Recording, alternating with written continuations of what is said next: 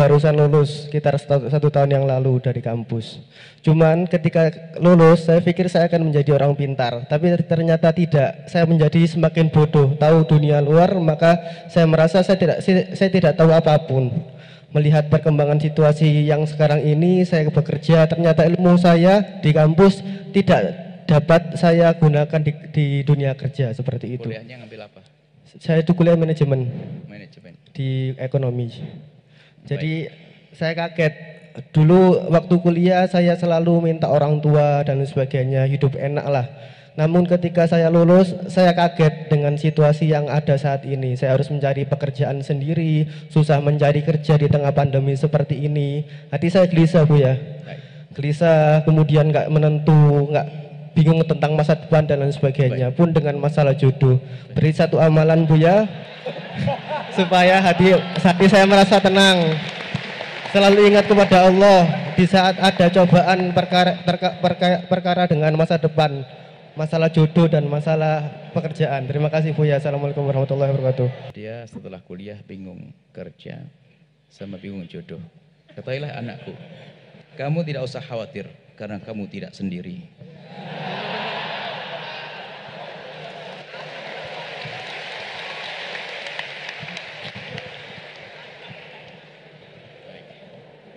Baik, gini nak, yang perlu kamu buka mata, wawasanmu tentang kerja. Jadi kalau kamu menganggap bahasanya kalau ada seorang lulusan manajemen harus jadi direktur di perusahaan raksasa, mungkin setelah itu nggak ada yang mau ngambil kuliah manajemen, karena banyak orang nggak jadi direktur.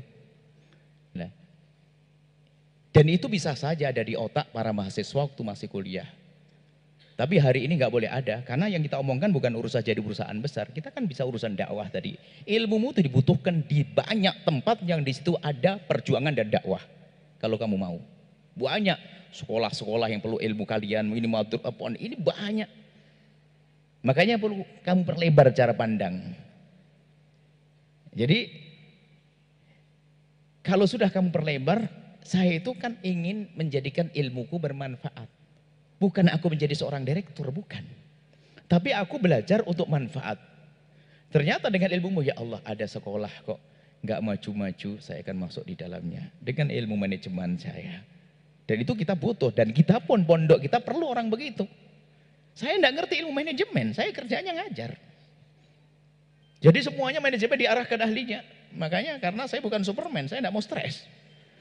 Urusan ini saya serahkan, tinggal laporan.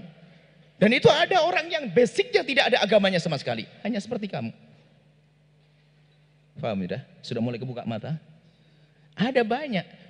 Kemudian ada masa orang tua, jangan berprasangka buruk orang tua hanya mencari duitmu. Bisa saja di saat kamu sudah berjuang dengan ilmumu itu, ternyata orang tua bisa lebih bangga kok. Kita menemukan satu orang berjuang tidak sesuai dengan seolah-olah tidak sesuai dengan keinginan orang tua. Karena harapannya kalau kuliah nanti kamu akan kerja, nak, dapat gaji banyak. Ternyata enggak, anaknya masuk satu tempat untuk berjuang.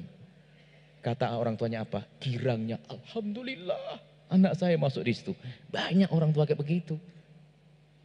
Yakinkan bahasa Umi, saya dapat ilmu yang Umi membiayai.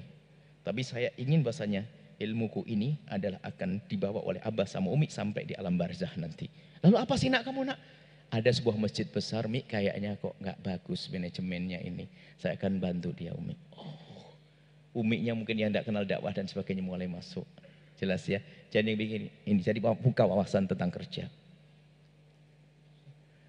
Kalau masalah jodoh itu,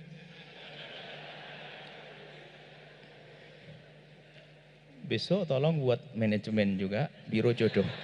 Biro jodoh. Biro jodoh yang istimewa apa? Jadi menjodohkan orang pun tidak harus menikah dulu ya. Ini buktinya saya. Nggak enak lagi. Baik ini anakku. Jaga hatimu dulu. Agar menjadikan semua wanita itu layak untukmu. Sebab sebagian dari kita itu telah menutup. Sehingga seolah-olah dunia itu menjadi seluas daun kelor. Di dunia hanya ada dia saja. Itu problem itu. Sehingga biarpun berlalu di hadapannya lebih istimewa, katanya apa? Kalau bukan dia, tidak. Dia adalah paling bodohnya orang di dunia dan di akhirat.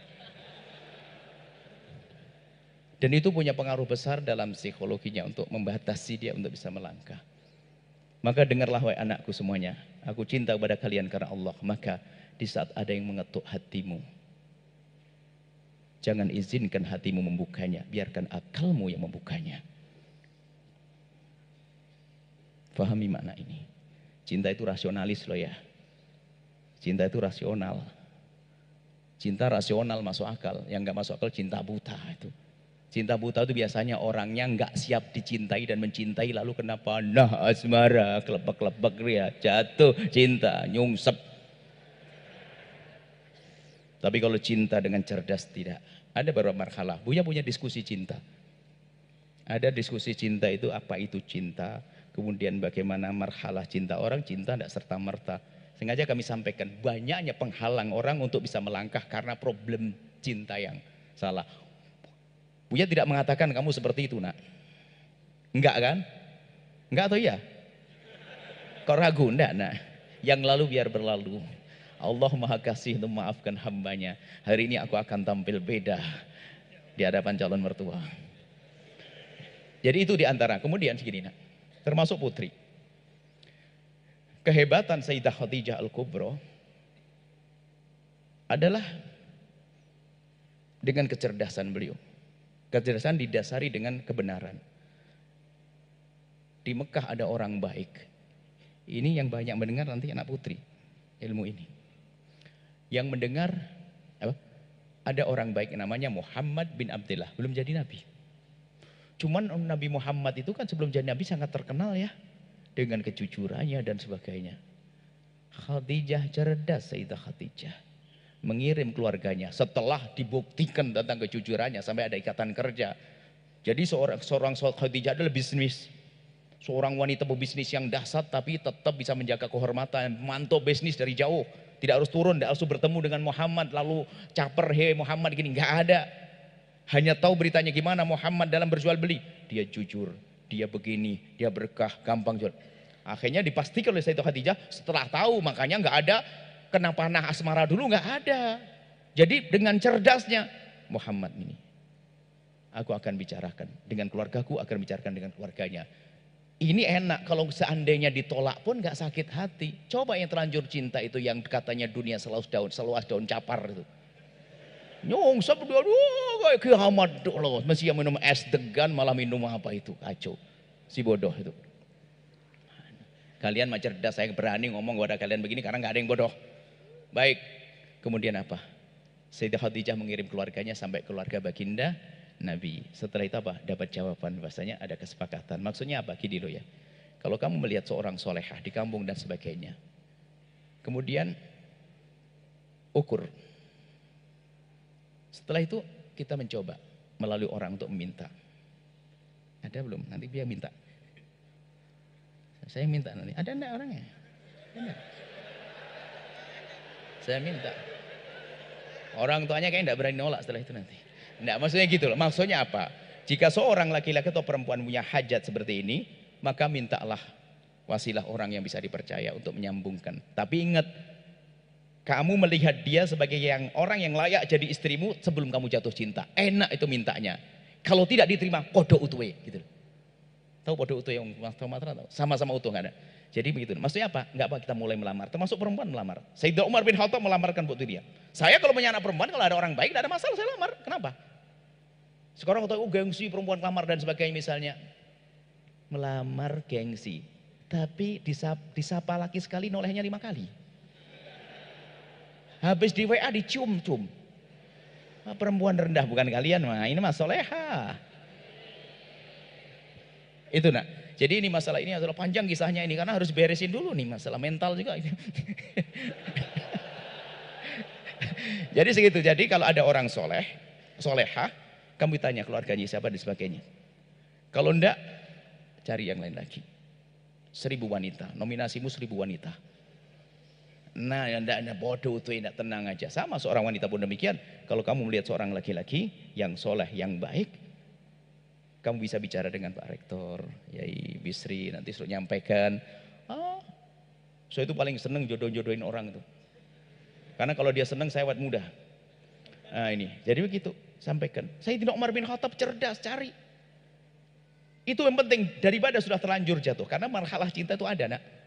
Ada marhalah, orang itu langsung jatuh cinta. Ada kecenderungan dulu, ada kekaguman secara umum, ada kecenderungan, ada mengambil langkah untuk memutuskan. Itu ada prosesnya. Insya Allah nanti kita ada kursus cinta nanti, insya Allah. Ya. Baik, jadi segitu ya. Jadi itu untuk ini, pasangan begitu. Kalau ada, langsung. Kalau tidak diterima itu biar tidak ganjel neng hati. Karuan aku ditolak, timane nggak kena. Dan dia tidak jelas. Karuan, ditolak kan enak bodoh itu. Tapi ditolak tidak sakit, bukan seperti yang orang itu. Ditolak tanya, apa alasan ini ditolak? Kalau disebut alasanmu kau nangis.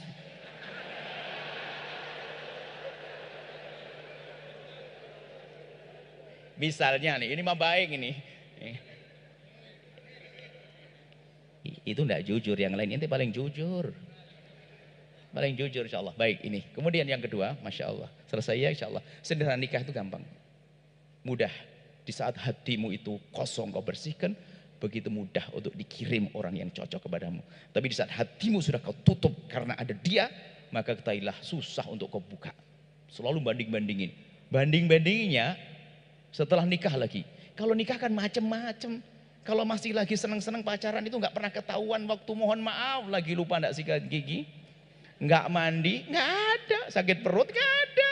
Tapi giliran menjadi istrinya sebelum melahirkan ada ini, wow macam-macam. Mau dibandingin, ya makanya nyungsep orang yang suka membangun cinta sebelum pernikahan. Maka kaidah sederhana, bangunlah cinta di atas pernikahan. Jangan kau bangun pernikahan di atas cinta. Ini catat semuanya digedekan di spanduk nanti itu.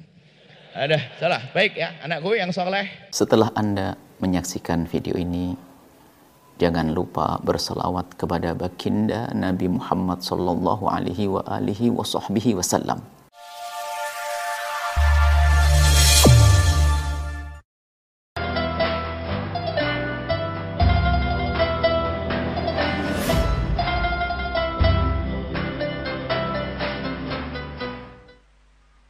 Kemudian untuk pertanyaan selanjutnya datangnya dari hamba Allah. Assalamualaikum warahmatullahi wabarakatuh. Waalaikumsalam warahmatullahi wabarakatuh. Buya, mohon penjelasannya. Saya adalah pedagang.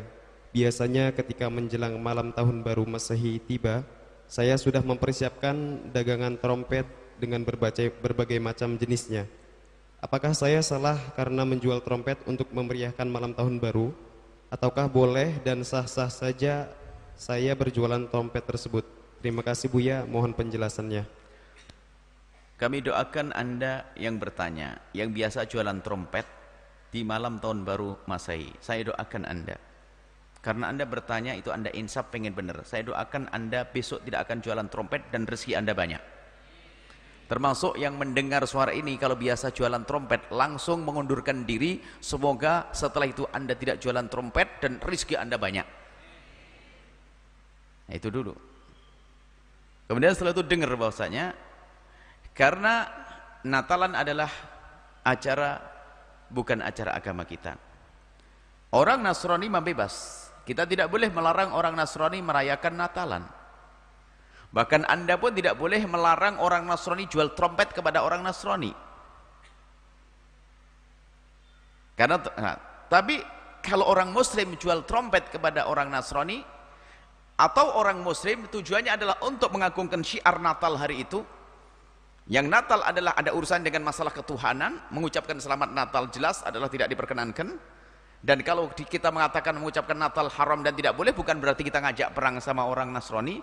Sebab dalam agama itu biasa ada yang nggak boleh di sini, boleh di sana, itu wajar. Banyak menurut orang Nasrani tidak boleh, boleh bagi kita, kita pun juga nggak marah. Karena semua agama harus ada rambu-rambunya. Kalau nggak ada rambu-rambunya bukan agama, namanya ngaco. Ada agama Nasrani melarang, tapi kita boleh, tapi kita nggak tersinggung. Sekarang agama Islam melarang, maka orang Nasrani juga nggak ada masalah. Mengucapkan Natal adalah haram, maka segala sesuatu yang mengarah mendukung pada acara tersebut, kalau kita ikut andil termasuk ta'awun alal itsmi, tolong menolong dalam kemaksiatan, maka tidak diperkenankan dan hukumnya haram menjual trompet. Maka yang mendengar suara ini semoga tidak keras hati. Kalau keras hati takut sudah tambah fakir, dijauhi oleh dari rahmat Allah. Maka yang masih jualan trompet, semoga besok sudah tidak jualan trompet lagi, diganti oleh Allah yang maha kaya dengan rezeki yang halal. Jangan jualan trompet lagi, dan jangan niup trompet.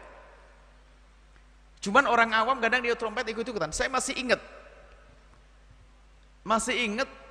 ini orang awam tidak ngerti.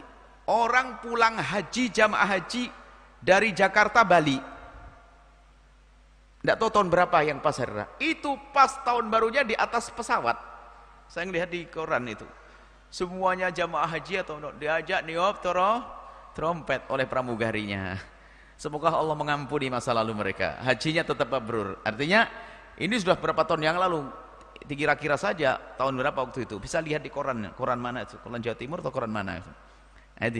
Tapi kelihatannya saya sudah di sini waktu itu. Banyak orang awam tidak ngerti, ikut-ikutan dan sebagainya. Maka kalau orang awam melakukan yang demikian, dia tidak bisa disalahkan. Kalau mau disalahkan siapa? Ustadznya yang tidak pernah melarang. Makanya saya ngasih tahu biar saya tidak dosa. Dan harus kami sampaikan, ibu yang biasa jualan trompet, jangan jualan trompet. Tapi kalau Anda jualan nasi untuk siapa saja, termasuk orang yang Natalan juga boleh. Wong dia urusan makan, nggak ada urusannya mengangkat siar makan. Tapi kalau trompet, siar Natalan, ngasih makan bukan. Anda jualan nasi mereka boleh, Anda ngasih makan mereka juga boleh. Tapi urusan trompet identik dengan urusan Natalan, maka itu yang tidak diperkenankan. Dan hei kaum Kristiani, hal-hal yang semacam ini bukan masalah tidak ada toleransi. Ini rambu-rambu di dalam agama. Tapi kalau urusan Natalan Anda, wahai Nasrani, orang Islam ganggu, umat Islam harus membelanya, membela orang Nasrani. Jadi nggak boleh orang Islam mengganggu orang Nasrani Natalan. Bebas Anda mengurusi agama.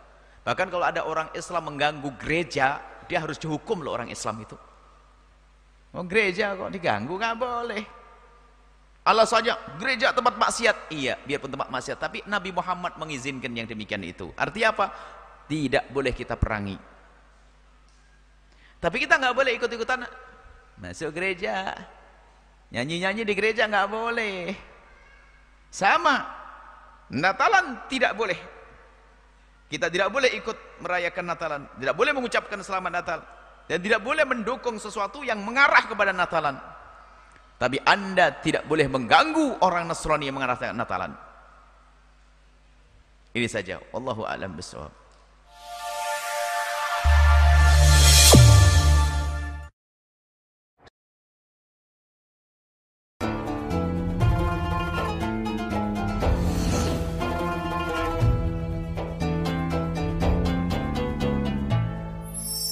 Izin mohon pencerahan Bu ya.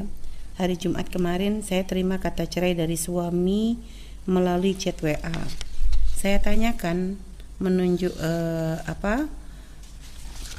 Jadi saya tanyakan dan dia menunjukkan bukti perselingkuhan tersebut ke saya Bu ya. Karena saya malas berdebat dengan suami, karena apabila saya bilang saya tidak pernah berselingkuh, suami juga tidak akan pernah percaya. Jadi saya bilang, Bismillahirrahmanirrahim, saya terima talak Bapak.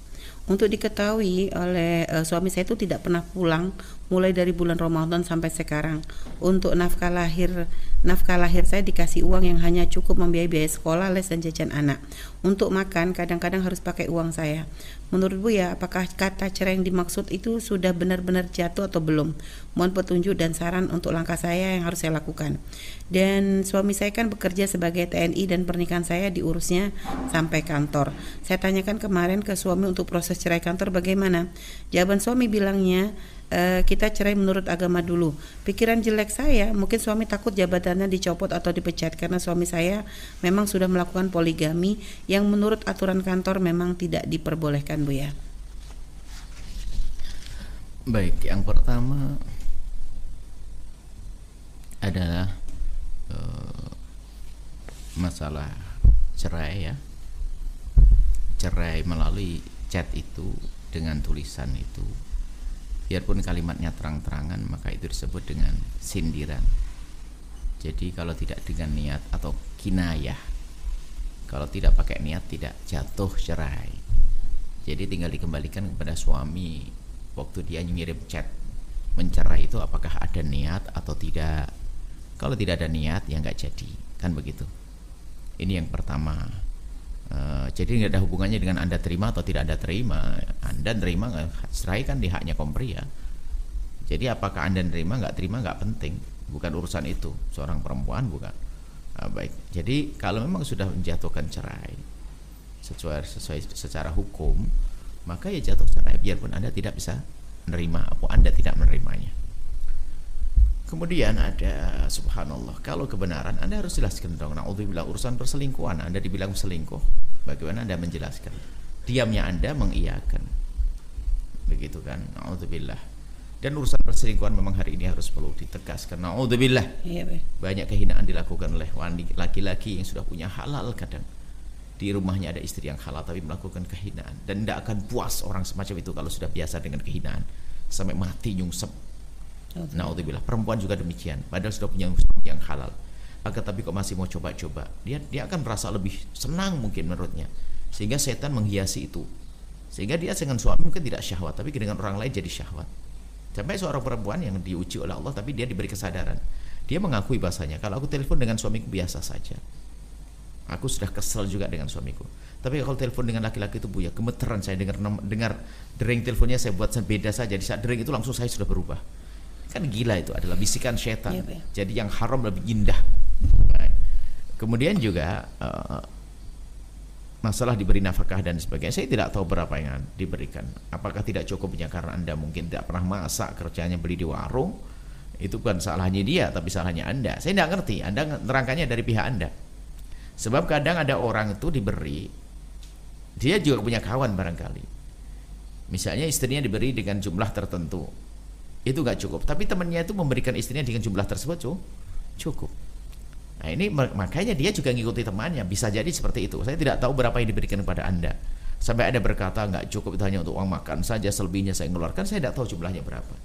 Ya jelas kalau ada suami tidak memberikan nafkah yang benar sementara dia mampu, ya salah dia, zalim dia. Kecuali memang dia tidak punya gaji, dia tidak punya pekerjaan, dia tidak bisa bekerja, maka biarpun tidak memberi kepada istri nggak dosa, karena memang dia tidak mampu.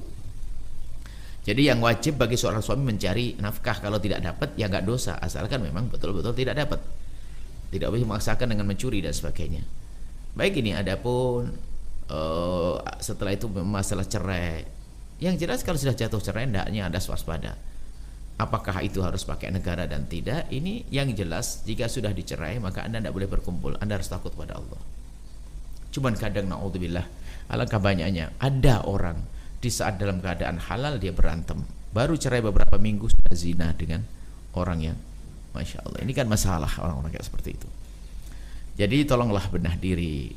Mungkin kita perlu koreksi, apakah betul uang yang diberikan oleh suami Anda memang gak sesuai, dia mampu, apalagi menurut Anda dia punya istri lagi. Ya kalau memang harus mencerai, biarkan. Kalau memang Anda sudah tidak bisa dengan dia, sudah Anda yang ngajukan cerai. Jangan dirusak juga dia, jangan dengan kebencian. Kalau memang dia punya istri, biarkan dia bahagia dengan istrinya. Karena Anda baik hati seperti itu, maka Allah akan kirim untuk Anda nanti suami yang baik. Yang jelas yang melakukan keharaman. Yang tidak boleh adalah masih ada suami ternyata masih lirik-lirik. Seperti Anda isyaratkan tadi, ada perselingkuhan kisah. Dari mana? Saya tidak tahu kisahnya bagaimana. Bagaimana suami Anda sampai mengatakan yang demikian itu? Kalau tanpa sebab kan tidak mungkin. Apakah chattingan Anda mungkin ada bergaul dan sebagainya. Kalau ternyata memang tidak, pasti Anda membantah, atau Anda harus membantah, supaya tidak dicap Anda sebagai seorang melakukan kehinaan. Karena informasi suami kan bisa saja salah. Tapi takutlah kepada Allah, semua takut kepada Allah. Jauhkan, jangan main-main urusan yang semakin demikian ini. Urusan haram, urusan kehinaan, urusan zina, muqaddimah zina adalah kehinaan yang menjadikan orang akan semakin sengsara. Karena semakin dia pernah merasakan yang haram, semakin tidak enak, tidak nyaman yang halal baginya. Itu awal kehancuran sudah. Sehingga dia merasakan bahasanya, aku kalau dengan istriku biasa syahwat, bahkan mungkin susah membangkitkan syahwat, tapi kalau aku dengan yang haram bangkit syahwat. Dan itu diakui oleh orang-orang yang insaf, yang pernah melakukan seperti itu. Semoga Allah menjaga semuanya. Allah alam. Amin. Setelah Anda menyaksikan video ini, jangan lupa berselawat kepada baginda Nabi Muhammad sallallahu alaihi wasallam.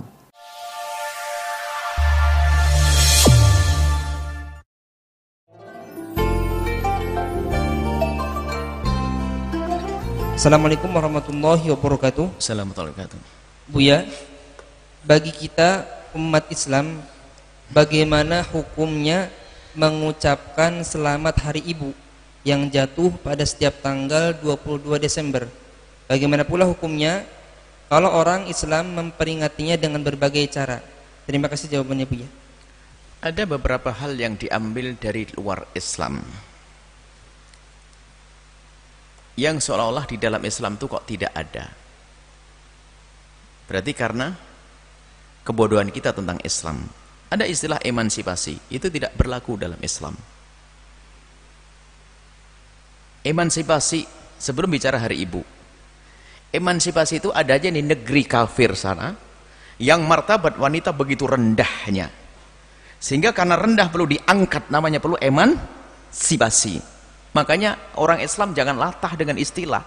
Nggak ada dalam Islam emansipasi. Wanita sudah dimuliakan kok, mulai menikah pun tidak usah ribet-ribet, tinggal menerima nafkah, kemudian dimuliakan, jadi ibu pun kata Rasulullah, ayunasi ahaqqu bi husni sahabati, siapakah orang yang perlu aku perlakukan baik ya Rasulullah? Siapa yang paling berhak untuk aku perlakukan baik ya Rasulullah? Jawab Rasulullah, ibumu. Siapa lagi Rasulullah? Ibumu. Siapa lagi? Ibumu.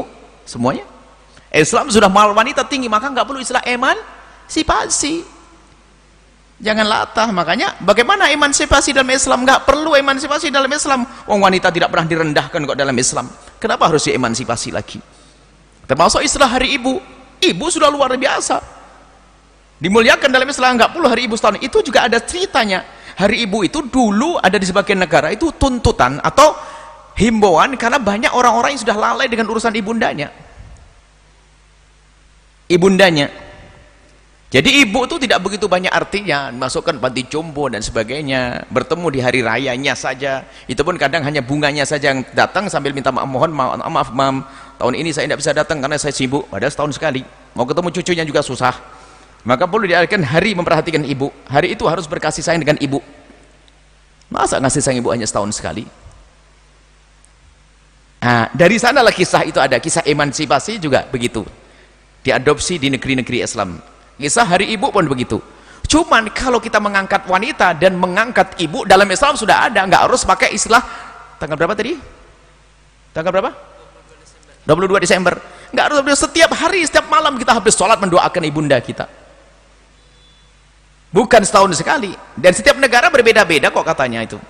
Setiap negara berbeda-beda. Hanya waktu mungkin di Indonesia itu Hari Ibu tuh beda makna Hari Ibu yang ada di Indonesia dengan yang ada di tempat lain. Bisa jadi di Indonesia kalau baca sejarah seperti ada sedikit perbedaan, tapi ada sedikit kesamaan juga. Sedikit perbedaannya misalnya di Indonesia waktu itu tuh untuk memberdayakan peran wanita dan sebagainya, atau untuk menghormati wanita, atau untuk menjadi hari agar kita mengingat wanita agar dihormati setiap masa. Bisa saja kalau semacam itu. Cuman pada dasarnya Hari Ibu tidak pernah ada dalam Islam yang sifatnya tahunan. Hari Ibu dalam Islam setiap saat. Anda habis sholat harus Rabbi firli wali walidayya. Bapak ibumu kau doakan. Nggak boleh nginget ibu setahun sekali. Maksudnya apa? Islam lebih dari itu semuanya. Jadi kalau Anda mengikuti perayaan Hari Ibu, Anda turun pangkat. Masa ibu harus setahun sekali? Anda turun pangkat. Apakah nggak boleh? Wong mengangkat ibunda kok tidak boleh? Ya boleh-boleh saja. Cuman Anda turun pangkat. Masa berbakti pada ibunya urusan setahun sekali 22 Desember atau tanggal berapa di negeri lain setiap saat. Jadi Anda sudah punya yang lebih agung lagi, ibundamu setiap saat dalam doamu, pengabdianmu terus. Itu yang ada di dalam Islam. Lalu bagaimana merayakan itu semuanya? Jika makna isinya adalah untuk memuliakan ibunda, tidak bisa kita larang. Tidak bisa kita larang untuk memuliakan ibunda. Apalagi di saat ibunda sudah mulai ditelantarkan. Cuman cara Islam itu yang lebih daripada itu semuanya, melebihi daripada kisah-kisah Hari Ibu. Islam dimuliakan wanita lahir dari seorang. Kalau kita bicara tentang kemuliaan wanita dalam Islam, lihat, dari terlahir wanita dalam Islam dia akan bangga karena dia harus hidup dengan seorang ibu dan seorang ayah. Tapi kalau tanpa Islam bisa saja seorang anak lahir bapaknya di mana? 16 orang katanya. Nggak jelas bapaknya yang mana. Dalam Islam ada di bawah pernikahan yang sah dan halal. Kemudian setelah itu apa? Ada Nabi berikan jaminan kalau ada seorang bapak diberi 2 anak perempuan lalu dirawat dengan benar akan dapat surga. Disanjung ngurusi anak perempuan. Anak perempuan disanjung yang ngurusi anak perempuan. Artinya apa? Perempuan dimuliakan oleh Rasulullah bahwasanya, hei para bapak ibunya anak perempuan, ketahuilah, perhatikan. Kalau punya 2 anak perempuan, bahkan sebagian riwayat 1 pun, kalau kerawat dengan benar, mengambil di luar Islam juga aneh. Bukan setahun sekali. Artinya, kalau setahun sekali kita tidak mengatakan itu adalah menjadi tidak boleh loh. Jika maksudnya menghormati ibu, yang ada di dalam Islam lebih dari itu semuanya. Maka Anda tidak perlu dengan istilah hari ibu, karena hari ibu bagi Anda adalah setiap saat. Bukan tanggal 20 Desember saja. Cuman bagaimana kalau jika ada orang merayakan yang demikian? Jika tujuannya memang untuk menggugah orang yang lupa ibundanya, ya menjadi satu acara yang sah. Tapi jangan sampai dianggap acara memuliakan ibu hanya di hari itu saja. Masa untuk mengucapkan I love you mom hanya tanggal 20 Desember? Kok pelit banget? Penghormatan setiap saat dalam Islam itu saja. Jadi kalau tujuannya adalah untuk muliakan ibunda, maka boleh kita membuat acara muliakan ibunda. Bulan, anggap saja bulan, bukan boleh sebulan sekali. Mungkin setiap tanggal 9 bulan kita muliakan ibunda juga sah-sah saja. Atau setiap minggu, atau setiap tahun, dengan catatan bukan berarti di hari selain itu kita tidak muliakan ibunda. Kemudian harus kita pisah dari mengikuti tradisi-tradisi yang ada di negeri kafir sana. Dan kita harus tahu sebabnya itu apa. Jika kembali kepada sebabnya, nggak masuk dalam Islam. Itu sebabnya adalah di saat ibunda pada ditelantarkan. Sama emansipasi, sebab ada kisah emansipasi adalah di negeri sana, bahkan di Eropa dan sebagainya, di saat wanita direndahkan perlu diemansipasi. Maka jika kasusnya semacam itu, Islam nggak ikut-ikut. Nggak perlu itu semuanya. Nggak perlu hari ibu, nggak perlu emansipasi. Karena kita sudah punya syariat Nabi Muhammad SAW yang sudah melebihi dari itu semuanya. Seperti itu. Wallahu a'lam bishawab.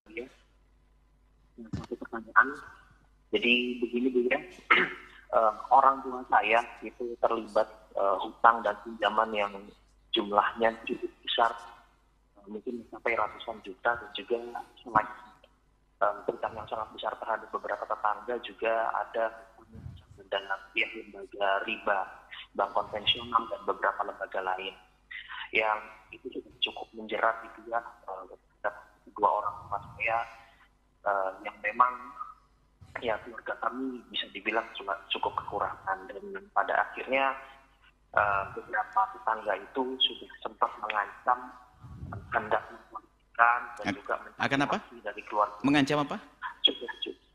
Mencaci maki, mengancam gitu Bu ya. Ancamannya? Untuk segera uangnya bisa segera dikembalikan. Sedangkan kondisi kedua orang tua saya sudah benar-benar mentok ya, kalau mungkin orang Jawa bilangnya sudah tidak tahu harus dari mana dan meminta bantuan dari saudara siapa.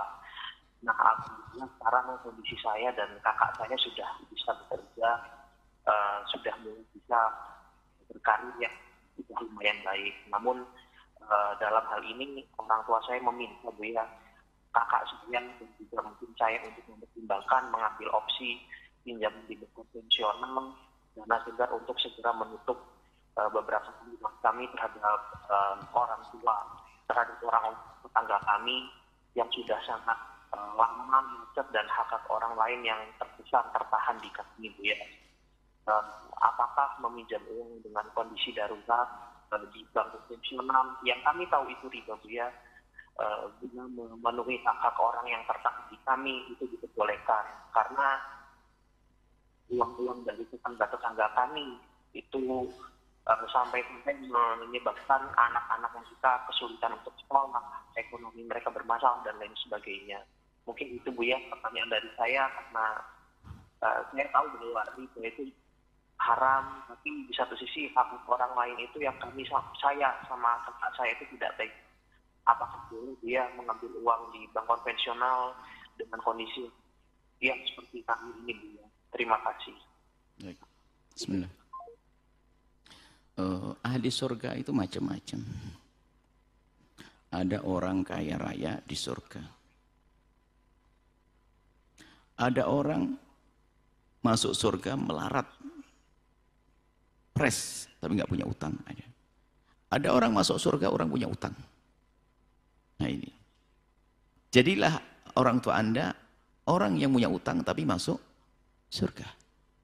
Nasib buruk sudah punya utang, masuk neraka. Ini hati-hati. Ini rentetannya begitu, tolong difahami. Nah, bagaimana Anda punya utang? Dalam Islam itu indah. Begini loh ya. Kalau memang, jangan Anda, jika seseorang punya utang, apalagi dulu pernah punya masa lalu utang konvensional, itu adalah Anda untuk tobat. Maka yang berurusan dengan dunia riba lalu dinyungsepkan oleh Allah, itu sayang, biar dia sadar, kemudian setelah itu akan bangkit lagi kalau dia sadar, insya Allah. Nah, punya utang, jadi gini, kalau Anda yang bertanya, orang tua Anda punya utang, maka wajib membayar jika memang ada uang. Itu indahnya dalam Islam. Kalau memang tidak punya uang, wajib bagi yang punya uang, yang meminjami, untuk memberikan tempo fanadhiratun ila maisarah. Gak boleh memaksa, harus kau bayar. Sebab kalau harus ngambil di mana suruh nyuri, gak boleh. Jadi kalau memang punya syariat, yang kita terlanjur meminjamkan kepada seseorang, kalau dia tidak mampu, kita wajib memberi tempo loh ya. Bukan dengan marah-marah. Kita wajib memberi tempo. Karena dasar kita untuk meminjamkan kepada dia, dasarnya untuk menolong dia, untuk mendapatkan pahala. Dan sudah dapat pahala, jangan dihancurkan dengan marah kita. Tapi tolong yang pinjam uang harus tahu diri dong. Yang nasib buruk, yang dosa itu apa? Punya uang nggak bayar utang, dicari susah. Ini yang banyak. Waktu kami menduga, apakah orang kaya yang pelit atau orang yang tidak mampu yang kurang ajar? Saya mikir. Akhirnya kita berbandingkan. Satu orang kaya ternyata Pak, dijailin sama 15 orang fakir. 1:15. Banyak orang pinjam duit ke saya, Buya, nggak pernah nyapa, nggak pernah datang. Saya cari susah, nggak tahu dia di mana. Berarti kan orang kaya satu lawan 15 orang fakir. Makanya kalau harus ada yang jadi orang fakir yang benar dong. Kalau nggak bisa bayar, laporan dong. Mohon maaf, saya nggak bisa bayar. Saya belum bisa bayar. Kadang malah marah-marah lebih serem dari yang punya duit. Wah, ini iblis juga ini. Na'udzubillah, ajib. Dia tidak tahu diri dia. Sudah dipinjemi, seharusnya kan minta maaf atau bagaimana. Kalau seandainya lah, bahkan kalau dibalik, ini kebalikannya. Yang pinjam duit malah marah-marah. Kalau seandainya yang punya uang kok marah-marah, Anda harus punya. Yang meminjamkan uang kok marah-marah, berarti jangan Anda. Yang dipinjami itu ngelus dada dan prihatin. Karena apa? Kasihan dia, takut pahalanya habis dia. Karena sudah minjamkan kemudian dia marah. Maka wajar dia marah. Karena apa? Dia punya hajat, tak taunya duitnya belum Anda bayar. Maka Anda jangan ikut marah. Anda terima saya dimarahi, ya mohon maaf. Saya berjanji kalau memang ada. Kamu ini caci maki, tak apa-apa. Jadi pahala buat Anda dan niat, ya Allah, semoga dengan cacian ini aku banyak rezeki. Itu saja. Jangan lebih serem lagi. Memang Anda punya duit, gitu, punya utang. Jadi adab itu tetap penting supaya bisa jadi dengan kelembutan perilaku Anda, orang itu mengatakan sudahlah aku bebaskan. Atau malah dikasih modal, kamu usaha ya, kamu orang jujur, sebetulnya kamu hanya ditipu. Yang jelas pertolongan dari Allah. Makanya kalau ada orang punya utang, ingin lari dari bayar utang, langsung dimiskinkan oleh Allah. Hati-hati. Orang pinjam duit kok diam-diam ingin lari, langsung gak ditolong oleh Allah, nyungsep dia. Makanya dalam utang Anda harus minta hitam di atas putih kalau Anda yang pinjam duit. Karena di saat Anda minta hitam di atas putih, Anda berjanji untuk membayarnya, maka akan ditolong oleh Allah. Tapi kalau Anda pinjam duit sama orang, kemudian Anda ingin lari, lihat, langsung gak punya duit, nyungsep. Makanya hati-hati urusan utang itu berjanji saya. Makanya kami kalau utang kepada para hamba-hamba Allah, para yang pernah saya pinjami, saya harus hitam di atas putih. Karena apa? Biar ditolong oleh Allah. Kalau saya mati, ada urusan dengan anak saya. Hati-hati jangan lari dari bayar utang. Nah, kalau Anda mengatakan tidak mampu bayar utang dari ayah tua Anda, itu sudah selamat. Dia pun dicaci maki, diterima. Kemudian urusan sekolah anak Anda, orang tua Anda punya utang, berhak dapat zakat, Anda bisa komunikasi dengan tim mana, anak-anak bisa sekolah kok dengan diambilkan dari zakatnya orang-orang kaya. Itu boleh Anda mengambil dari zakat, boleh untuk kaya Anda. Sekali kasih link-link untuk itu semuanya ada. Ya nggak boleh Anda, ini mau dibisiki setan, masuk dunia haram, dunia riba. Lah ini bisikan setan, jangan dituruti. Sudah mau masuk sorga, di pintu sorga, panggil setan, sini kasihan tuh, tolong dia, ambil dunia riba, masuk lagi. mengambil riba itu ada boleh darurat. Nah, darurat itu yang dimain-mainkan sama orang, gitu aja sudah darurat. Darurat tuh mau mati kalau nggak pakai itu, darurat. Itu, jadi kadang-kadang gampang pakai darurat. Darurat tuh tidak dibatasi, dikit-dikit darurat. Hidupmu kok darurat terus, ini gimana? Itu loh, mohon maaf. Anda harus punya prinsip, yang nolong Anda Allah. Gitu loh. Kalau memang tidak punya duit, memang Allah uji untuk Anda sabar, Anda untuk belajar dicaci, orang tua Anda belajar dicaci, bagaimana menyikapi caci maki orang, bisa kamu balas dengan kelembutan dan sebagainya, pandai-pandai, bisa tidak mengambil hati orang yang lagi marah, itu ujian buat orang tua Anda. Dan semua yang punya kasus utang semacam itu, jangan Anda tambah lari, diblok, disebut macam, wah, aduh, Anda banyak minta maaf. Dan alangkah banyaknya orang, di balik permintaan maaf menemukan keajaiban, di antara dibebaskan atau dilapangkan rezekinya.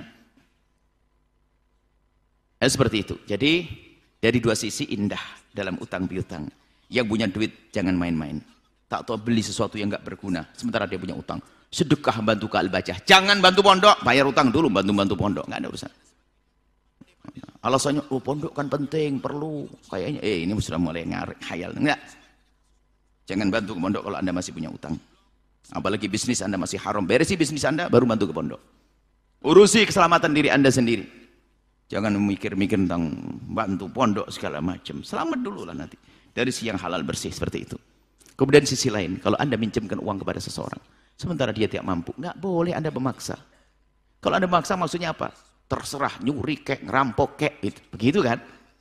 Nggak boleh, makanya Al-Quran yang melarang Anda memaksa dia untuk membayar, fanadhiratu ila maisarah. Kasih tempo agar dia bisa. Kasih tempo sampai ada kelonggaran untuk bisa membayar utang Anda. Seperti itu. Jangan bergeming. Jangan mau tergoda oleh syaitan. Sampaikan orang tua Anda. Insya Allah orang tua Anda ahli surga. Dan selagi Anda berpegang dengan prinsip ini, Anda akan menemukan pembuka rezeki setelah ini. Wallahu a'lam bishawab. Setelah Anda menyaksikan video ini, jangan lupa berselawat kepada baginda Nabi Muhammad sallallahu alaihi wasallam.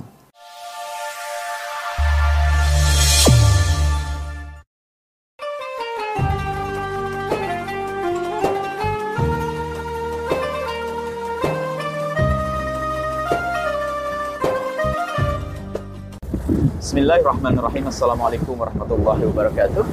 Alhamdulillah, salatu wassalamu ala rasulillah habibina sayyidina Muhammad bin Abdillah wa ala alihi wa ashabihi wa mawalah. Amma ba'd, yang sangat kami cintai Anda para perindu ridha Allah.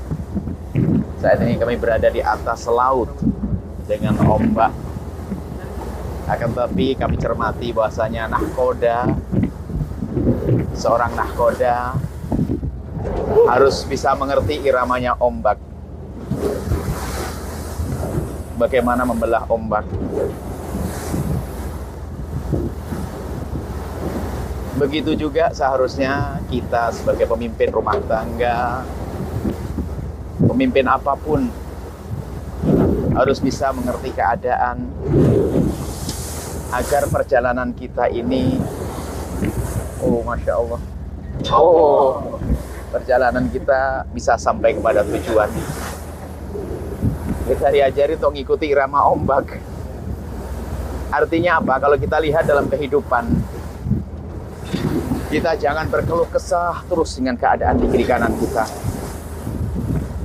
Kalaupun ada ujian yang Allah berikan, hendaknya kita langsung melihat bahwasanya di balik ujian ini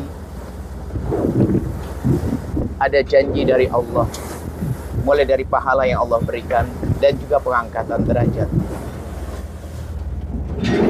Tidak perlu kita berkeluh kesah dengan ombak-ombak yang menerpa kita. Selagi kuncinya ahli iman, apapun musibah yang menimpanya akan menjadi pengangkatan derajat dan pengampunan dosa. Biarpun kita juga tidak boleh mencari musibah. Makanya jika ombak teramat besar sekali, maka nahkoda pun tidak akan menjalankan perahunya demi keselamatan semuanya.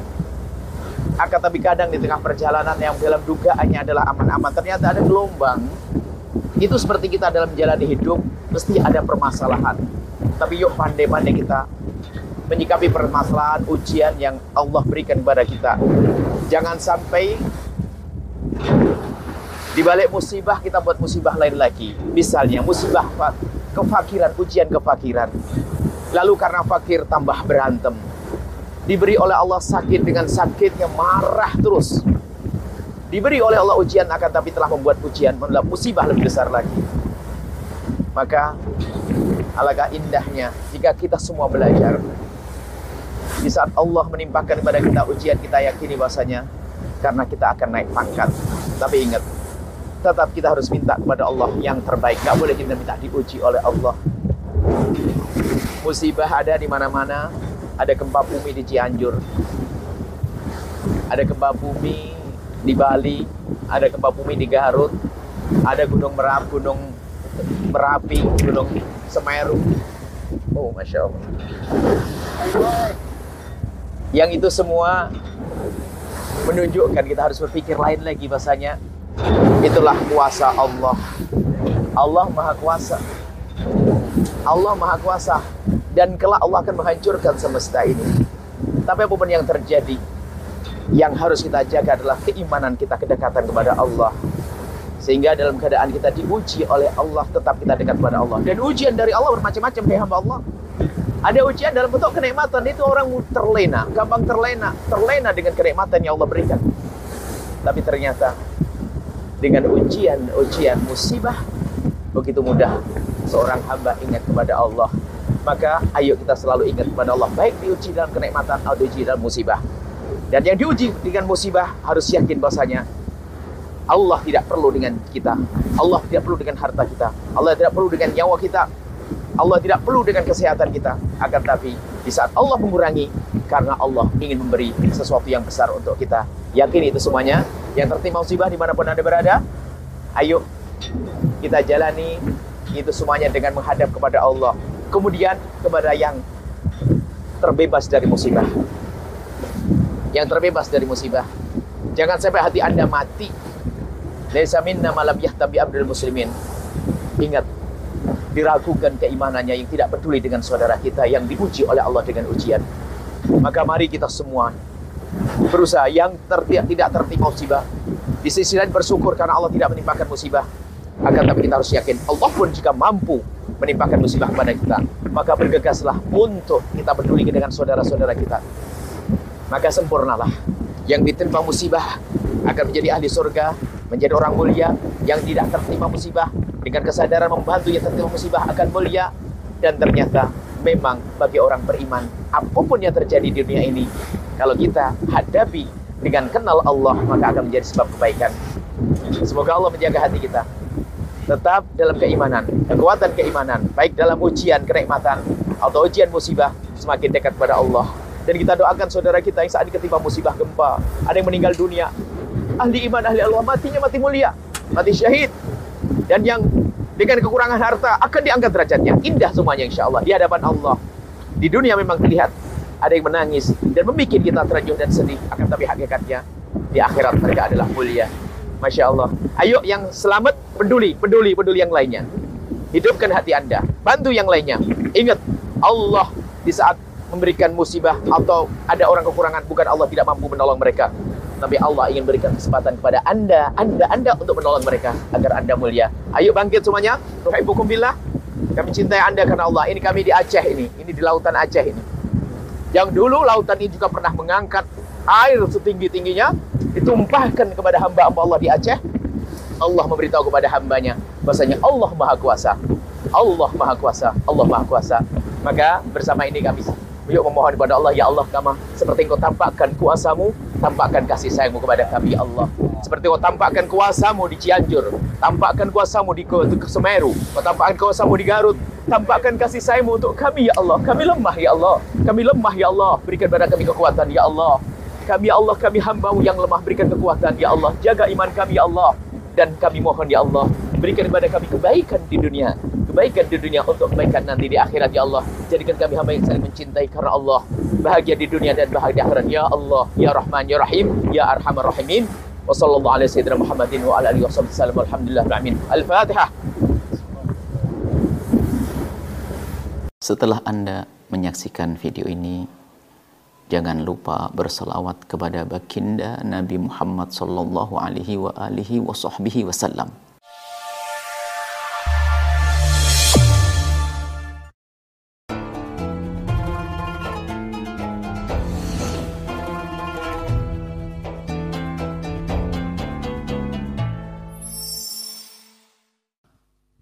Assalamualaikum warahmatullahi wabarakatuh, Buya. Waalaikumsalam warahmatullahi wabarakatuh. Saya mau bertanya, mohon semoga dijawab. Ada seorang yang bilang sama saya kalau ada laki-laki yang sakit hati sama saya.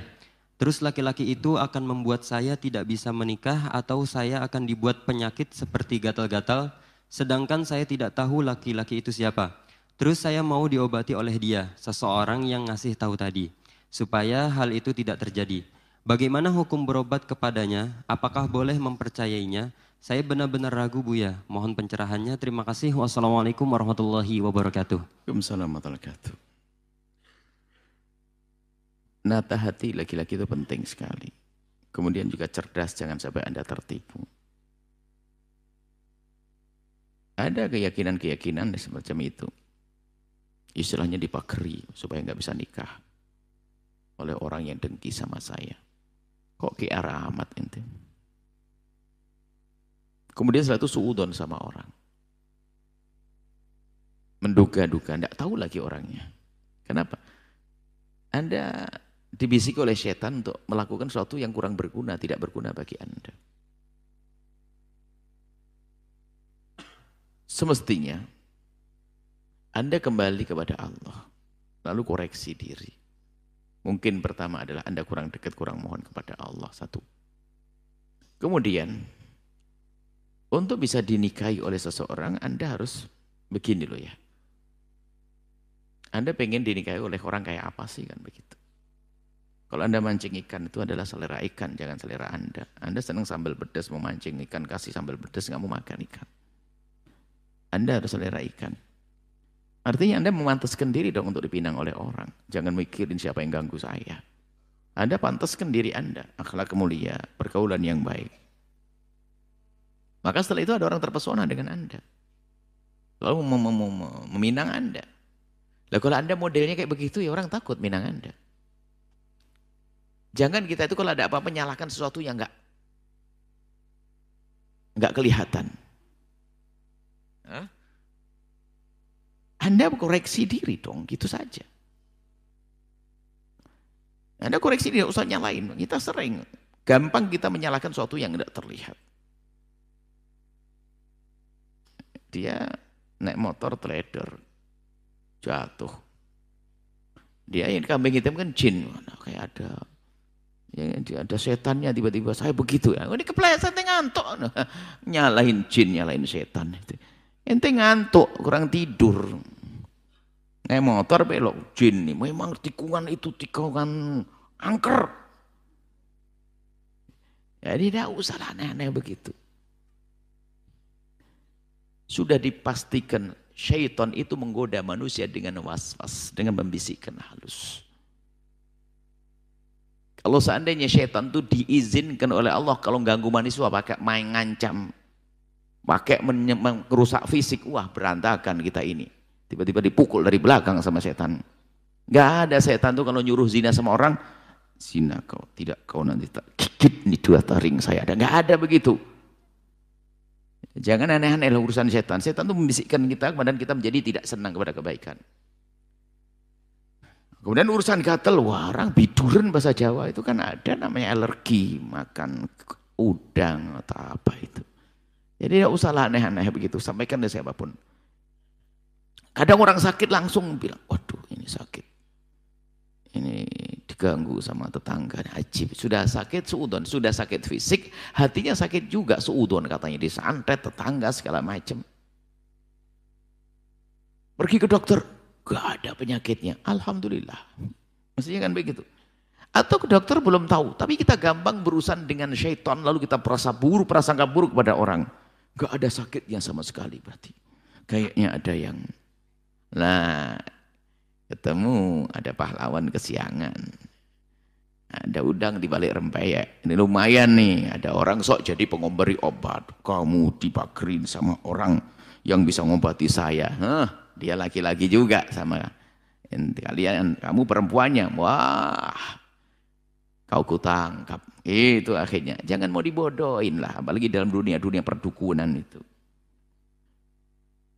Kalau mengajari akhlak yang mulia agar Anda cantik secara akhlak, ya sudah, itu perlu dipercaya.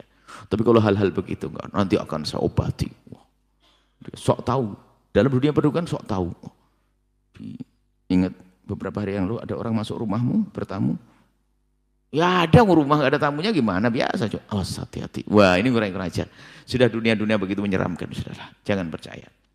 Jadi kemudian jika ada orang belum dapat jodoh, itu bukan karena dia kena dipagerin sama musuhnya atau orang nggak senang, disihir sebagai macam. Memang Allah belum pilihkan kepada dia, untuk dia. Kalau belum pilihkan enggak, jadi ngadulah kepada Allah. Jangan urusan dengan dunia perdukunan begitu. Dunia perdukunan itu paling enteng untuk diurai. Yang berat itu kan hati Anda yang kotor itu yang repot. Kan Nabi sudah mengajarkan kalau dunia sihir itu begitu mudah untuk diurai. Dengan doa-doa yang diajarkan Nabi, falak binas sebelum tidur, wudhu, sini anak. Jangan gampang-gampang terpengaruh, takut-takut begitu. Jadi yang susah itu hati kotor, rasa nggak buruk pada orang. Jadi insya Allah Anda setelah dengar suara ini, Anda menata hati, nggak usah datang ke laki-laki itu, awas. Dia adalah menyamar, dia jadi pemberi obat, memang begitu. Dia itu laksana orang itu, dia menanamkan permasalahan di otak Anda agar datang ke dia. Dia itu adalah tukang bengkel jahat. Nyebar paku, baru dia nyebar paku di ujung sana, nanti kembos di sini dia nempel itu. Anda ditunggu, dikasih motif, Anda disugesti dulu, bahasa kamu begini, saya yang bisa ngobati. Kan tidak enak jadinya. Jangan percaya dengan hal-hal semacam itu. Siapapun urusan perjodohan dan sebagainya. Nah, ini pertama yaitu kembali kepada Allah, istikharah dengan cara yang baik. Kemudian juga Anda tidak ada masalah untuk meminang ataupun dipinang, meminang. Anda seorang wanita, mungkin ada laki-laki baik, Anda coba melewat orang-orang yang bisa Anda percaya dan dia punya wibawa, bakal didengar omongannya. Supaya ada bobot Anda datang kepadanya. Jangan Anda tawar langsung ke dia, Anda remeh, Anda rendah nanti. Anda melalui orang yang bisa dipercaya. Kemudian setelah itu, kok ternyata belum, ya nggak ada masalah. Karena belum waktunya, nggak usah dihubungkan dengan dunia sihir-sihir itu. Ada ini ada semakin percaya Anda. Kalau bahasa Jawa itu dipagerin sama orang. Sehingga sampai dia depresi kok itu, bukan dipageri karena kelamaan belum dapat jodoh, kamu pikirin terlalu marah kepada Allah, akhirnya depresi dia. Gini terus depresi dia, stres. Makanya kami ingatkan ini, tata hati yang lapang. Ya, kalau belum dapat jodoh, lah bagaimana menghadap kepada Allah, minta kepada Allah, kemudian ingat, karena Allah belum memberikan pada. Ada lagi bisikan setan apa? Dia wanita soleha yang tidak pernah keluar. Apa kata setan? Lewat ibunya atau lewat pamannya. Ya kamu tuh di rumah terus, makanya kuper kamu nggak susah dapat jodoh. Dia mulai dengar, akhirnya mau keluar. Padahal dia bisa membantas. Pak, paman, di sana ada perempuan setiap hari sama laki-laki, nggak dapat jodoh juga banyak. Balas gitu seharusnya. Cuman bisikan setan luar biasa dahsyat. Dipikir gara-gara dia menjaga diri, lalu dia tidak dapat jodoh. Itu orang setiap hari buka diri, nggak dapat jodoh juga ada kok. Memang belum Allah berikan. Jangan disalahkan akhlak mulianya, dia tidak banyak bergaul. Kemudian kita katakan gara-gara kamu tidak banyak bergaul lalu susah nikah. Siapa bilang gara-gara itu? Itu tetanggamu itu setiap hari keluar digonceng laki-laki, nggak nikah-nikah. Kurang apa yuk? Jadi jangan menyalahkan syariat, kemuliaan akhlak, jangan. Baik seperti itu nasihatnya, kembali kepada Allah. Kalaupun Anda belum mendapatkan pasangan, berarti Allah belum memilih Anda untuk itu, memberi kesempatan Anda untuk mengabdi kepada ibunda, ayahanda, dan seterusnya. Kemudian yang lain lagi, biasanya apa yang menjadikan susah menikah itu adalah akalnya yang tertutup, ambisinya. Hanya ada orang nggak menikah, padahal bukan tidak ada yang melamar dia, ada. Cuman dia gampang ragu-ragu dan sebagainya karena apa-apa, otaknya. Ibaratnya begini, wanita. Kalau Anda perlu laki-laki dengan 5 kriteria, maka Anda ambil 5. Anda pengen status, Anda pengen punya anak, Anda pengen nafkah, Anda pengen 5. Tapi kalau Anda hanya butuh 2, kenapa Anda mencari 5? Bikin terlambat pernikahanmu. Dia mungkin wanita yang cukup rezekinya. Bahkan mungkin dia sudah punya anak dan sebagainya. Saya hanya perlu laki-laki soleh mendampingi aku. Cuma 2 kriteria saja. Atau mungkin ayahmu orang yang sangat cukup. Sehingga aku hanya perlu seorang laki-laki yang soleh, yang baik, bisa mendukung perjuangan saya. Gampang dikurangi kriterianya. Cuman ambisi. Aku harus dapat suami yang lebih dari saya. Dia seorang direktur misalnya rumah sakit apa. Mau menunggu cari direktur juga 2 rumah sakit. Ya yang direkturnya juga nggak mau sama dia, cari yang lainnya. Hanya begitu. Ambisi, menikah dengan ambisi. Atau dia saya pengen yang begini. Kadang ngatur Allah nanti. Saya harus lebih tua calon suami saya. Atau lebih muda ya ngatur. Apa yang Allah mudahkan? Nanti itulah Anda ambil. Baik, jadi mungkin yang panggil agak lambat-lambat nikah, susah nikah, tolong duduk dengan orang agar mungkin agar disentuh tentang pemahaman tentang pernikahan nanti. Perlu dibuka sedikit, klik nanti langsung mudah untuk melangkah pada pernikahan. Dan kita ketemukan, ada orang sudah mohon maaf, sudah minder dulu dengan mohon maaf dengan fisiknya. Apakah dia terlalu kurus, apa dia terlalu gemuk, atau ada kita menemukan. Jadi saat mau menikah itu, dia paling takut, sehingga gak punya percaya diri. Nah ini kan suudon. Kepada orang tidak menikahimu hanya urusan jasadmu begini begitu. Kadang ingin kebaikanmu selesai. Ini ada. Jadi keterlambatan menikah karena ini. Ini bagiannya pakarnya psikolog yang bicara masalah ini. Ya, itu saja insya Allah ya. Semoga Allah menjaga semuanya. Jangan sampai di saat diuji oleh Allah dengan keterlambatan menikah, kemudian masuk terjumuh dalam perdukunan, suudon sama orang, kemudian juga akhirnya menjadi keluar dari akhlak yang mulia seperti yang kisahkan tadi. Wallahu a'lam bishawab. Setelah Anda menyaksikan video ini, jangan lupa berselawat kepada baginda Nabi Muhammad sallallahu alaihi wasallam.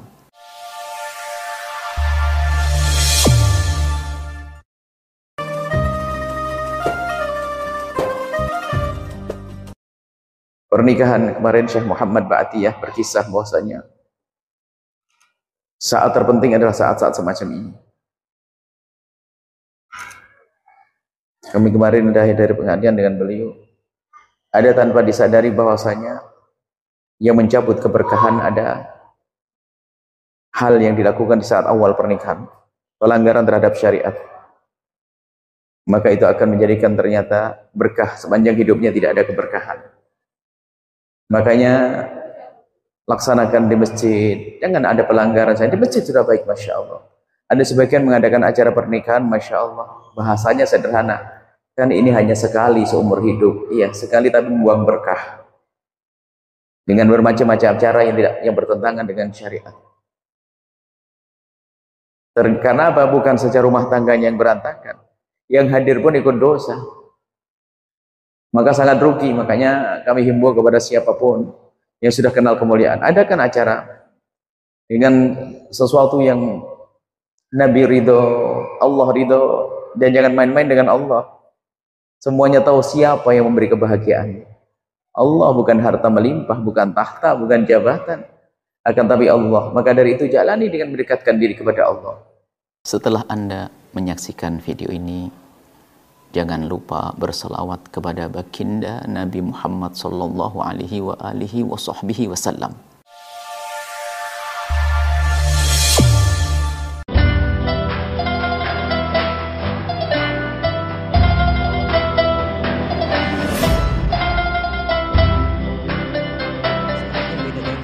Dari Jakarta. Assalamualaikum warahmatullahi wabarakatuh, Bu ya. Assalamualaikum.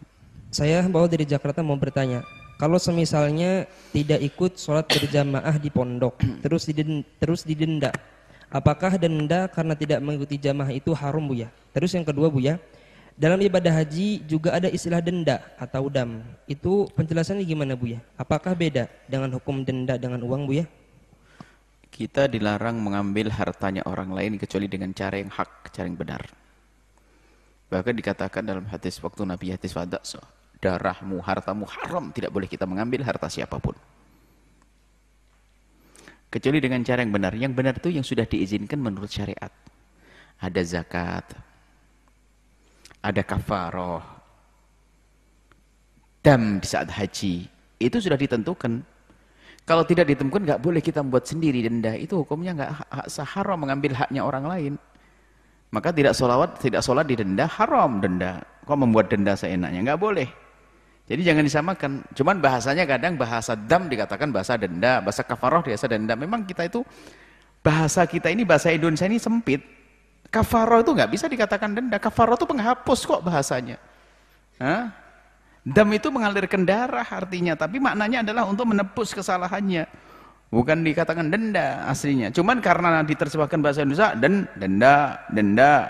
Loh ini denda kok nggak boleh? Ini kok denda boleh? Karena kita dalam menerjemahkannya saja susah.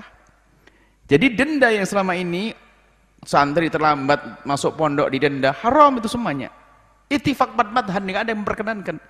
Yang memperkenankan adalah kesalahpahaman yang disamakan dengan ini. Tapi ini ditentukan oleh syariat. Mana ada syarat berbunyi begitu? Nggak ada. Yang ada adalah jangan ambil harta saudaramu kecuali bil haq, dengan cara yang benar. Jadi nggak boleh denda adalah. Jadi itu tidak dibenarkan denda. Sekarang gak sholat jamaah didenda. Tanyakan 4 madhab semuanya. Kecuali yang menukil dari Imam Malik atau memahami hadis tentang Sayyidina Umar menuangkan khomer dan sebagainya, nggak masuk itu. Menuangkan bukan diambil, dituangkan, dibuang karena ini pelanggaran.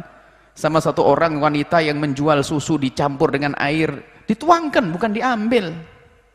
Bukan diambil. Kalau diambil nggak boleh karena tidak ada ketentuan dari syariat, nggak boleh. Tidak boleh kita mengambil hartanya orang lain kecuali sudah ketentuan syariat, zakat dan sebagainya boleh.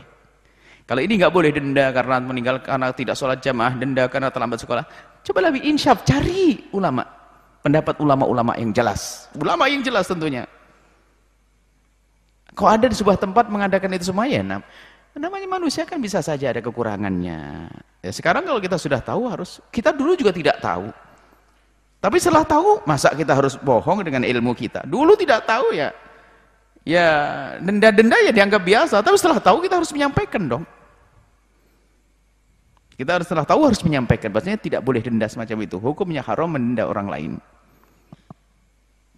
Loh, tapi kan negara dan sebagainya, dan sudahlah. Urusan negara. Kita bicara tentang hukum begini. Tidak semua yang diberlakukan negara sesuai dengan syariat. Contoh saja, kalau orang melanggar didenda itu nggak bisa jera, apalagi orang kaya. Misalnya, gara-gara nggak bawa SIM, didenda 250.000. Ya dia tenang aja, besok nggak pakai helm lagi, kenang. Karena orang kaya punya duit. Coba dimasukkan penjara, nggak mau melanggar lagi besok. Kacau, saya nggak pakai helm masuk penjara 2 hari, nggak kerja saya, kan pusing dia. Kalau penjara boleh menghukum penjara, cuman gara-gara bayarnya denda, yang punya duit enteng, bayar beres. Bahkan santri sudah nambah liburnya seminggu, sudah siapin sama bapaknya 450.000. Kenapa? Setiap hari 50.000, 350.000 7 hari, sehari 50.000. Nah, mundur seminggu bah, siapin 350.000. Kenapa? Sehari didenda 50.000. Nah ini sudah dihitung, punya duit dia. Pondoknya alhamdulillah dapat semen. Terus sekolahnya kapan ini? Kok main denda-denda begini? Itu harus jujur, dalam ilmu itu jujur. Tanya kepada ulama. Kalau kita pernah melakukan di masa lalu, sekarang tobat, selesai gitu saja. Gak usah pusing, tanyakan. Nah ini, baik, ini saja. Semoga Allah mengampuni kita semuanya. Wallah alam bisawab. Afwan Bu, untuk yang kedua, perihal dam dalam haji Bu ya. Itu tadi dibahas. Dam itu adalah bukan denda. Dam itu sudah ditentukan, sudah disambung. Sudah istilahnya aja, dam, kafaroh, semuanya. Sudah.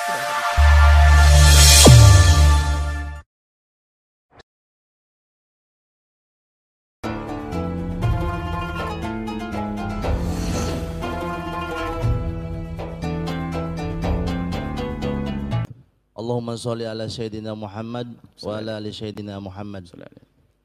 Penyakit dohir, izin bertanya Bu ya. Penyakit dohir bisa jadi cuman akan dampak dunia saja. Sedangkan penyakit hati akan berdampak bahaya dunia dan akhirat. Gimana caranya kita bisa cepat mendeteksi dalam diri kita ada penyakit hati, dan bagaimana menanganinya penyakit hati tersebut yang notabene akan berdampak membahayakan dunia dan akhirat. Sedangkan kita menangani penyakit dohir sangat luar biasa. Sakit sedikit kita buru-buru berobat ke dokter dengan cara apapun untuk menyembuhkan penyakit dohir tersebut. Padahal penyakit dohir cuma akan berdampak dunia saja. Terima kasih Buya.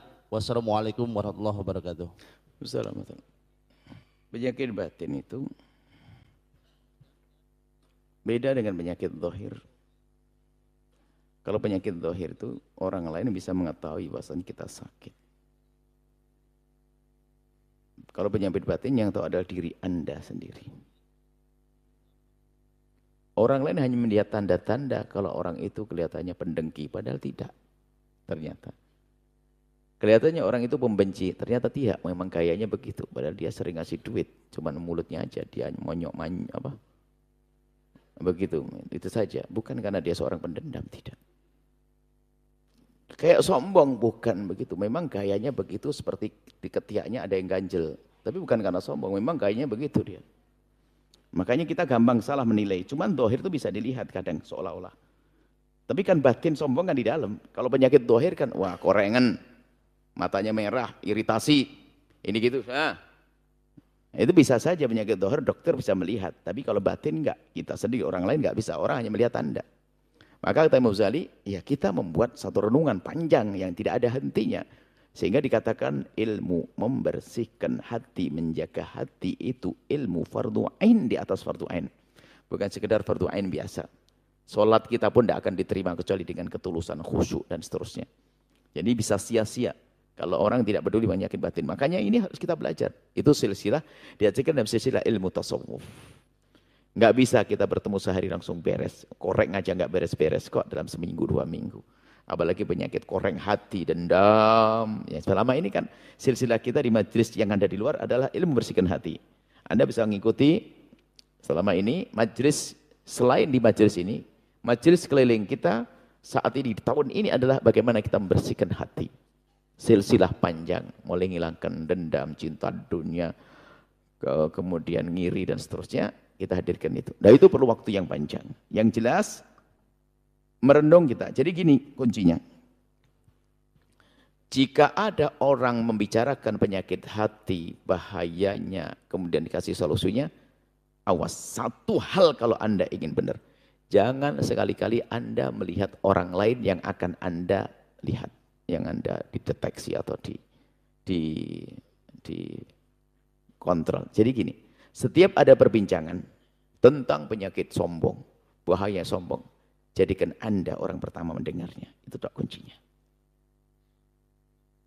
Jangan melihat, oh itu istri saya, itu ibu saya, itu paman saya. Tidak. Karena di saat Anda sudah melihat orang lain langsung hilang, Anda tidak akan bisa membersihkan hati Anda. Kunci sudah. Setiap ada, oh hari ini babnya ilmu tentang dengki. Tidak usah kebayang, oh iya betul. Kadang kita ini diajak, ibu-ibu yang baik hati. Padahal diajak bicara, ibu jangan sampai kita menggunjing. Gunjing itu berangkat dari kebencian hati, dosanya gede, gunjing, bahasanya neraka, gini-gini. Ustadznya belum diem, itu ibu sudah nyowel temennya. Tuh, yang kudung merah tuh. Enggak sadar kalau gini sedang gunjing juga. Nah kadang, kenapa permasalahannya kita kalau belajar selalu untuk orang, bukan untuk diriku sendiri. Makanya silsilah penyakit, Anda ikuti silsilah penyakit hati, semuanya tentang kerakusan dan sebagainya, kepelitan dan sebagainya. Aku. Nah disitulah. Karena dokternya, makanya seorang guru, murabbi, itu meraba-raba dari luar saja, dikasih obat, apa namanya, obat yang pokoknya obat ini untuk segala penyakit gitu loh. Jadi kurang lebih begitu. Jadi lihat dari luar, kurang lebihnya begini. Tapi soalnya bisa mengobati dirimu sendiri. Diri kita sendiri. Menyadari tentang kesombongan. Makanya ikuti petunjuk ustadz dan jangan dijadikan yang sakit orang lain. Jadikan yang sakit dirimu sendiri. Baru itu cepat, hebat. Cepat menyelesaikan problem penyakit hati. Kemudian sebelum itu, jangan sekali-kali, ini langkah pertama tadi, kedua, di saat ada informasi pengobatan, jadikan dirimu yang perlu berobat. Sebelumnya adalah ini kunci. Jangan sekali-kali engkau mengatakan bahwa engkau tidak berpenyakit hati. Ini kunci. Jangan sampai berkata, oh hatiku bersih, penyakitan itu hatimu telah penuh, jadi sarang penyakit. Waktu kau ngomong, hatiku tidak ada penyakitnya, itu berarti hatimu sudah punya, jadi sarang penyakit. Sehingga antara hatimu dengan penyakit sudah sama, sehingga kau tidak bisa membedakan antara penyakit dengan hatimu. Sehingga penyakit jadi kayak hatimu, hatimu penyakit. Itu. Makanya, jangan sekali-kali ngomong, oh aku sudah tidak punya penyakit hati. Ajib. Kapan bisa berobat orang tidak sadar dirinya sakit? Itu saja. Padahal itu adalah kesombongan. Ya? Sombongan halus, ada orang ngerunduk. Kalau duduk tuh menunduk. Kayak orang tawaduk. Ternyata waktu menunduk dia ngomong, orang di sini kayaknya sombong semuanya, nggak ada yang kayak saya ya. jadi sombong dia ngomong. Innalillah. Padahal kayaknya paling begini dia. Oh, luar biasa. Semoga Allah menjaga hati kita semuanya, membersihkan hati. Ikuti silsilah kajian membersihkan hati di Al-Bahjah TV. Kalau harus hari ini panjang kisahnya itu, 1 tahun nggak beres tuh. Wallahu a'lam bishawab. Baik, Masya Allah. Syukran jazilan Buya atas jawabannya. Setelah Anda menyaksikan video ini, jangan lupa berselawat kepada baginda Nabi Muhammad sallallahu alaihi wa alihi wa sahbihi wasallam.